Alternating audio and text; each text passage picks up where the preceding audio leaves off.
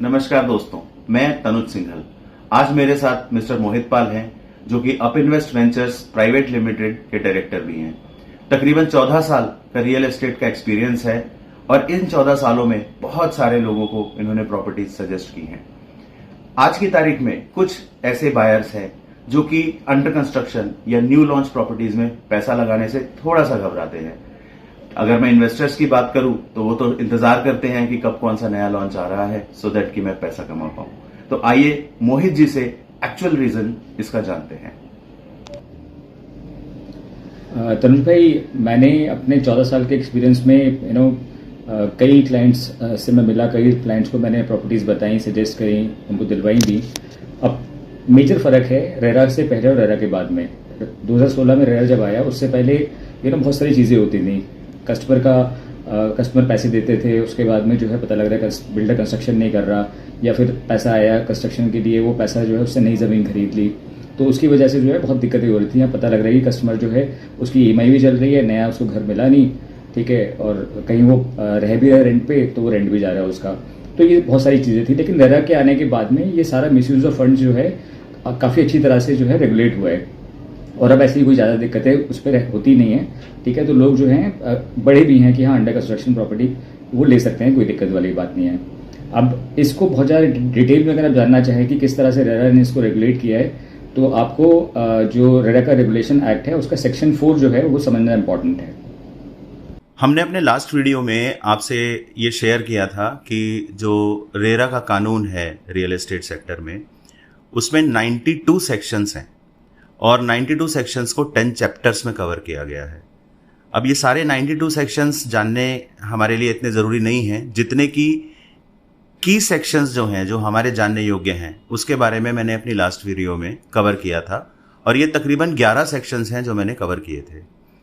इसमें एक सेक्शन था, सेक्शन 4, जिस सेक्शन में बैंक अकाउंट से रिलेटेड डायरेक्शंस जो हैं वो रेरा ने किस हिसाब से रखी हैं प्रोजेक्ट के लिए, उसके बारे में मैंने आपसे बात की थी, उसको ब्रीफ में बताया था। और मैंने ये भी कहा था कि अपने अगले वीडियो में मैं इसको अलग से कवर करूंगा और इसकी डिटेल्स आपके साथ शेयर करूंगा। तो ये जो सेक्शन है, इस सेक्शन में सबसे पहली जो क्लॉज है वो ये है कि जिस डिस्ट्रिक्ट में इस बिल्डर ने या डेवलपर ने प्रोजेक्ट लॉन्च किया है, उस प्रोजेक्ट का जो बैंक अकाउंट होगा वो सेम डिस्ट्रिक्ट में खुलेगा, पहली चीज। दूसरी चीज ये कि 3 बैंक अकाउंट उस प्रोजेक्ट के खुलेंगे, जिनको नाम दिया गया है कलेक्शन अकाउंट, सेपरेट अकाउंट और ट्रांजैक्शन अकाउंट। अब इसमें पहला आता है कलेक्शन अकाउंट। तो कलेक्शन अकाउंट में जो भी बायर है, वो जो भी पेमेंट कर रहा है, वो 100% पेमेंट कलेक्शन अकाउंट में जाती है।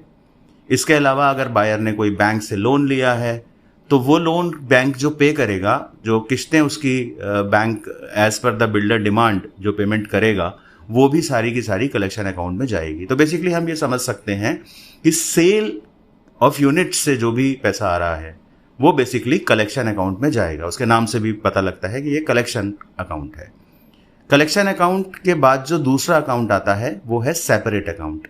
अब जो पैसा कलेक्शन अकाउंट में आया है, बैंक को ये स्टैंडिंग इंस्ट्रक्शंस हैं कि वो उसका 70% ऑटो डेबिट करेगा सेपरेट अकाउंट में। तो जैसे मान लीजिए 1 करोड़ रुपए आए, तो उसमें से 70 लाख रुपए सेपरेट अकाउंट में बैंक ऑटो ट्रांसफर कर देगा। अब ये जो सेपरेट अकाउंट है जिसमें 70% पैसा आया है, इससे कौन कौन से खर्चे एक बिल्डर निकाल सकता है? तो सेपरेट अकाउंट से जो लैंड की कॉस्ट है, जो ज़मीन खरीदी है बिल्डर ने उस प्रोजेक्ट को बनाने के लिए, वो सेपरेट अकाउंट से उसकी पेमेंट कर सकता है। जो कंस्ट्रक्शन कर रहा है वो उस प्रोजेक्ट की, वो उस कंस्ट्रक्शन की कॉस्ट को उस अकाउंट से पे कर सकता है। इसके अलावा उस प्रोजेक्ट को बनाने के लिए जो भी गवर्नमेंट की फीस है, ड्यूटीज़ हैं, रजिस्ट्रेशन है, यानी कि जो भी गवर्नमेंट अथॉरिटीज़ को पैसा जाना है उस प्रोजेक्ट से रिलेटेड, वो सेपरेट अकाउंट से जाएगा। अगर कोई लोन ले रखा है बिल्डर ने इस प्रोजेक्ट को बनाने के लिए, तो उसका जो लोन का इंटरेस्ट है, ये इंटरेस्ट आप कंफ्यूज मत होइएगा, पेनल्टीज वाला इंटरेस्ट नहीं है। जो पैसा उस प्रोजेक्ट को बनाने के लिए लिया गया है उसका इंटरेस्ट है, वो सेपरेट अकाउंट से पे होगा। इसके अलावा अगर प्रोजेक्ट को कोई फाइनेंस कर रहा है, इस प्रोजेक्ट में पैसा कहीं से आ रहा है, तो वो जो प्रोजेक्ट का फाइनेंस मनी है, वो फाइनेंस्ड मनी पूरा का पूरा वो कलेक्शन अकाउंट में नहीं जाएगा, वो सेपरेट अकाउंट में जाएगा। इन केस ऑफ कैंसिलेशन, अगर कोई यूनिट लेट से कि कैंसिल होती है, कोई बायर है उसने यूनिट खरीदी और लेटर ऑन उसको लगता है कि नहीं मुझे ये कैंसिल करानी है यूनिट, मुझे पैसा वापस चाहिए, तो 70% जो रिफंड का अमाउंट होगा, जो भी बायर को रिफंड करना है, वो सेपरेट अकाउंट से जाएगा। अब तीसरा अकाउंट आता है हमारा ट्रांजैक्शन अकाउंट। नाम से पता चलता है ये बिल्डर की ट्रांजैक्शंस के लिए है। ट्रांजैक्शन अमाउंट में रोज़मर्रा के खर्चे हैं, ऑफिस है, एम्प्लॉयज़ हैं, मार्केटिंग है, तो जो भी एडमिनिस्ट्रेटिव एक्सपेंसेस हैं वो सारे के सारे ट्रांजैक्शन अकाउंट से पे होते हैं, जिसमें कि अगर 70% पैसा सेपरेट अकाउंट में गया है तो बचा 30%, तो वो 30% पैसा ट्रांजैक्शन अकाउंट में ट्रांसफ़र हो जाता है, जिससे कि ये बिल्डर के ऑपरेशनल एक्सपेंसेस निकलते हैं। इसके अलावा अगर किसी अलॉटी को किसी भी डिले की वजह से कोई इंटरेस्ट पे करना पड़ रहा है बिल्डर को, तो वो ट्रांजैक्शन अकाउंट से पे होगा। याद रखिए, ये इंटरेस्ट ट्रांजैक्शन अकाउंट से पे होगा। कोई और पेनल्टी बिल्डर को पड़ी है उस प्रोजेक्ट के ऊपर, वो भी ट्रांजैक्शन अकाउंट से पे होगी। तो इसका मतलब होता है कि इस अकाउंट से डे टू डे एक्टिविटीज़ और डिले की वजह से अगर कोई भी चीज़ होती है तो वो बिल्डर यहाँ से पे करेगा। इस अकाउंट में जो पैसा बच जाता है वो बिल्डर का प्रॉफिट होता है। इसके अलावा कुछ जगहों पे आपने सुना होगा आजकल कि ज़मीन किसी और की है, बना कोई और रहा है, तो ये जो अरेंजमेंट होता है, इस अरेंजमेंट में इनके बीच में जो भी ट्रांजैक्शन होगी लैंड ओनर के बीच में और प्रमोटर के बीच में, वो सारी अरेंजमेंट ट्रांजैक्शन अकाउंट से ही डील होगी। उसका कलेक्शन अकाउंट से या सेपरेट अकाउंट से कोई लेना देना नहीं होगा। अब ये सारी जानकारी के बाद हमारे दिमाग में एक क्वेश्चन आ सकता है। वो क्वेश्चन ये आ सकता है कि जो सेपरेट अकाउंट है, जिससे लैंड की कॉस्ट, कंस्ट्रक्शन की कॉस्ट, गवर्नमेंट अथॉरिटीज़ की fees, penalties, other than penalties, loan interest और project finance, cancellation of units, इसका मिसयूज़ तो नहीं कर सकता डेवलपर, या मिसयूज़ कैसे कहीं कर तो नहीं रहा डेवलपर, ऐसा हो सकता है हमारे दिमाग में आई। तो मैं आपको यहाँ ये बताना चाहूँगा कि जो सेपरेट अकाउंट है उसमें स्टैंडिंग इंस्ट्रक्शंस जो है बैंक को, वो ये है कि इसकी ना तो कोई चेकबुक होगी, ना इसका कोई डेबिट कार्ड होगा, ना इसमें इंटरनेट बैंकिंग की फैसिलिटी होगी, ना इससे कोई विड्रॉल किया जा सकता। तब तक विड्रॉल नहीं किया जा सकता जब तक 3 सर्टिफिकेट्स रेरा के पास बिल्डर जमा नहीं करा देता और बैंक को नहीं बता देता कि मैंने ये 3 सर्टिफिकेट्स दे दिए हैं, तब तक ये पैसा नहीं निकल सकता। अब वो सर्टिफिकेट्स क्या हैं मैं उसके बारे में बताता हूँ आपको। प्रोजेक्ट जो अंडर कंस्ट्रक्शन है उसमें स्टेज वाइज पैसा लिया जाता है, जिसको हम कंस्ट्रक्शन लिंक प्लान, CLP भी बोलते हैं। तो जिस जिस स्टेज पे पेमेंट आनी है और किस किस स्टेज पे बिल्डर को पैसे की ज़रूरत पड़ेगी कंस्ट्रक्शन करने के लिए, वो उसमें क्लियरली डिफाइंड होता है। तो अगर उस एक्सटेंट तक प्रोजेक्ट बन चुका है जो उसने पिछला विड्रॉल किया था, तो उसके बाद उस प्रोजेक्ट को आगे बढ़ाने के लिए जो भी अमाउंट उसे चाहिए वो तभी एलिजिबल होगी विड्रॉल के लिए जब वो पहली चीज़ तो कि उस स्टेज तक बन चुका हो प्रोजेक्ट।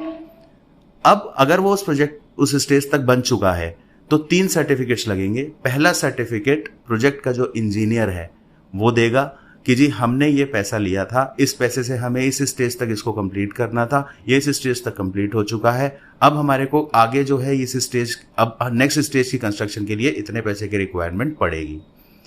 इसके बाद जो दूसरा सर्टिफिकेट है वो उस प्रोजेक्ट का आर्किटेक्ट देगा, जो ये कंफर्म करेगा कि एज पर द लेआउट्स ये प्रोजेक्ट उस कंडीशन में है जिस कंडीशन में इसको आज होना चाहिए था और अब आगे इसको बनाने के लिए पैसे की ज़रूरत है। तो ये दूसरा सर्टिफिकेट है जो आर्किटेक्ट देगा।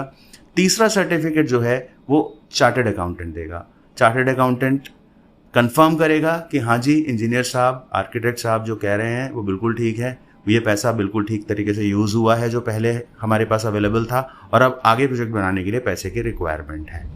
तो अब हमारे दिमाग में ये आ सकता है कि जी ये इंजीनियर साहब, आर्किटेक्ट साहब, चार्टर्ड अकाउंटेंट साहब ये दे सकते हैं सर्टिफिकेट, लेकिन ऐसा नहीं है, क्योंकि इसमें ये प्रावधान भी है कि अगर ये जो सर्टिफिकेट दिया है इंजीनियर जी ने, आर्किटेक्ट जी ने, चार्टर्ड अकाउंटेंट जी ने, अगर इस सर्टिफिकेट में कोई भी गड़बड़ है तो उस केस में इनके जो रजिस्ट्रेशंस हैं वो कैंसिल किए जा सकते हैं, इनको आगे काम करने के लिए बैन किया जा सकता है और सज़ा का प्रावधान भी है। तो ये आप याद रखिए कि बैंक अकाउंट की जो डायरेक्शंस हैं ये 29 नवंबर 2023 में रेरा ने डिफ़ाइन की थी और रेरा भी धीरे धीरे, मैं सच बताऊं आपको, प्रोजेक्ट्स डिलेज़ को लेकर के, कस्टमर की कंप्लेंट्स को लेकर के, बिल्डर्स से मिलके, रियल एस्टेट एजेंट से मिल करके धीरे धीरे जैसे जैसे सीखता जा रहा है वैसे वैसे चीज़ें ठीक करता जा रहा है, सो दैट कि इस इंडस्ट्री को एक ऑर्गेनाइज्ड इंडस्ट्री के रूप में हम बना सकें और लोगों के साथ चीटिंग ना हो। हमें सुनने के लिए धन्यवाद। हमारे साथ बने रहें, हमारे चैनल को सब्सक्राइब करें। मेरा नाम तनुज सिंघल है। Thank you so much.